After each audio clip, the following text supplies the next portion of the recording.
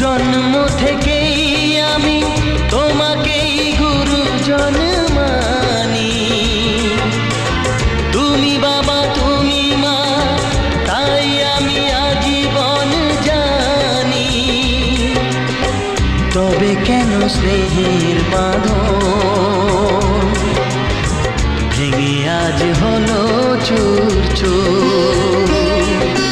তোমায় ছেড়ে কোথায় যাব, তোমায় ছেড়ে কোথায় যাব?